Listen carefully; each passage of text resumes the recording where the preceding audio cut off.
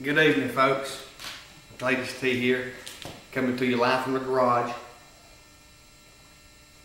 And tonight I'm going to do a little something I've been on my mind for a while. I've been wanting to do this, and what it is, it's going to be some storytelling.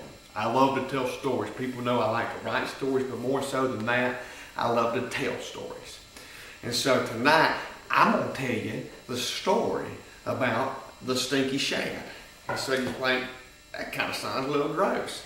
And there is maybe a hint of grossness to it, but let me tell you about it. This story takes place down at Paradise PFA, which is a public fishing area down there in Tifton, Georgia. Wonderful facility down there, just 68 different ponds / lakes, just beautiful South Georgia country. And I tell you what, heck of bass fishing too. I mean, them bass down there swimming in them dark waters are big and mean. And we've been going down there for quite a while with me and my buddies. We have an annual spring fishing trip that we go to. And so we're going down there. This is like 2-3 years ago. And my good buddy, Perk, aka the Weasel Dog, which you've seen his picture before, you've seen me tell stories about him. This was his first trip down there. So, and boy, he came in strong too. He had a pop-up camper that slept like a dang Taj Mahal. God. But anyway, so we're fishing. We get down there on Thursday, and we have a big bass championship kind of contest. Whoever catches the biggest bass wins, a little bit of money and wins a little plaque we made and gets bragging rights. And so Thursday we get down there. Mr. Mike Dubnick started the weekend off with a 3.5 pounder. You'll see a picture at the tail end of this story here of him, and you might not think the picture does it any justice, but Mike Dubnick's a big old boy, and he's holding it out, and it was every bit of 3.5 pounds. So he catches that first one on day one. Friday hits. Me and that Perk are on horseshoe number 5. And we've been fishing all morning. About mid-morning, we had caught a few bass. We boated a few, nothing big, 1.5 pound, 2 pounders. And he's throwing an old monster worm. Zoom, green pumpkin, old monster worm, Texas rig. Throwing it up against this stretch of bank. He throws it, pops it a few times, lets it sit. Pops it a few times, and something pops it back. What? And so Perk reels down and says, huh! There she is. Line's moving sideways so you know it's a fish. It ain't a log. And so anyway, I said, is it a good one? He said, I think it's good. It's pulling good, but it was coming right at the boat. And I said, well, I said, should I get the net? And he said, I don't know yet. And then it comes up and shows it. Didn't jump up and do the dance, but it flashes from the side. I could see it was long. So I got the net. He played it perfectly. I scoop her, we high-five, put her on the X tool. She weighs 5'8", 5'9", teeter-totting in between those two. And so we had a new leader, new guy on the leaderboard right there. So anyway, we took some, like I said, took some pictures, high-five, hooted, hollered, dropped her right back in the drink, got on the phone, called some folks, and listen, we just caught a 5.5 pounder. And they said, well, that's funny, because Jay Bird, another one of our buddies on another lake, said he just caught 5.5 pounders. So we get back to camp, show pictures, and it was probably a little close, but Perks was bigger. So we got a new leader. We got 2 5-pounders caught by about the same time of day, 2 different bodies of water.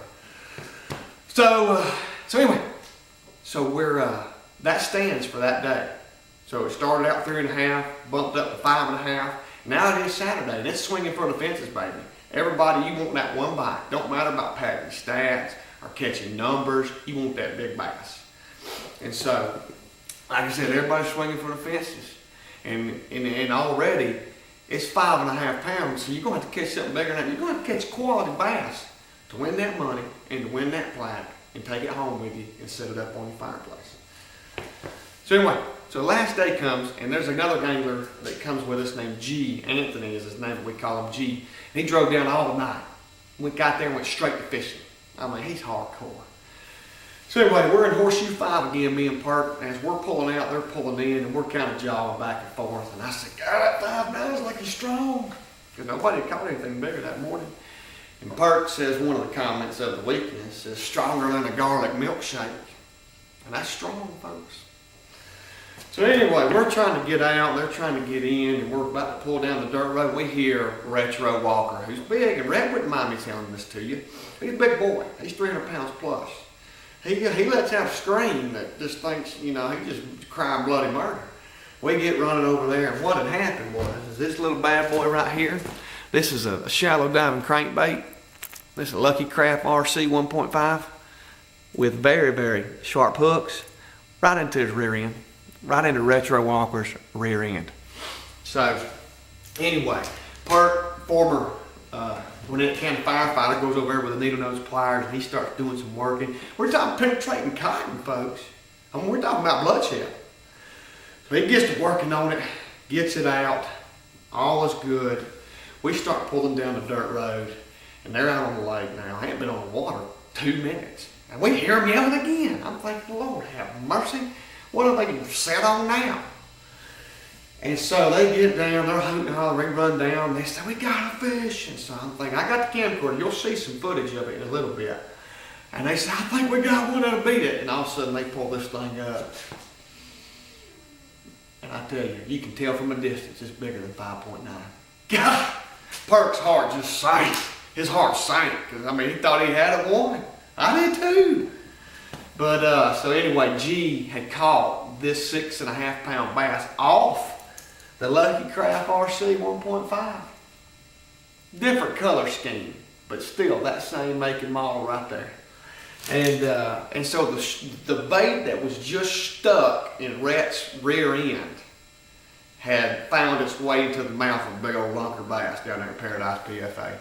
And so we nicknamed it the story of the Stinky Shad, because we think the reason that bass bit was because a little bit of the stink of Retro's hind end was still, was still on that crankbait.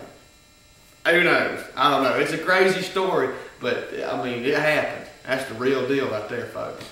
So anyway, that's the story of the Stinky Shad. I'm gonna add a few pictures, a few video footage to back it up. So I ain't just making it up. It ain't a fishtail. It's the real deal. It really happened.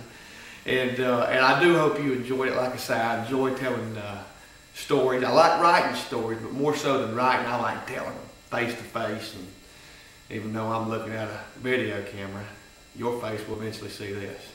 So anyway, hope you enjoyed the story of the Stinky Shad. Have a good evening, folks. Be mad at me. Zooming in, G. Hang on, we're gonna bring it over there.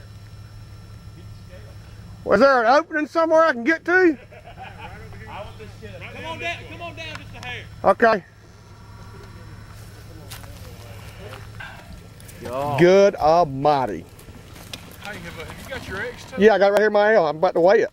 Or I'll throw it to y'all and you weigh it. Oh. No, let me throw it, because you'll throw it in the water. That's right. They float, don't they? That ladder didn't float. Well, it's a ladder. I think all God, this that thing thing's works. huge. Hit the very bottom button. Just hold your thumb on it for about 3 seconds. Well, how does the clamp open up? You your finger. Rhett knows how to do it. Go ahead and say it. What you got? Let's guess. I'm gonna go 6. I'm going 7-2. I'm gonna go 6, 7. Need your leaderboard. Need your leaderboard. I told How you, good do these Bobo, fish look here too? Even the little dinks are just beautiful markings. Gee, excellent work, son. Appreciate Making work until 1 a.m. last night made it all worth it, didn't it? you. Amen to that. Yeah.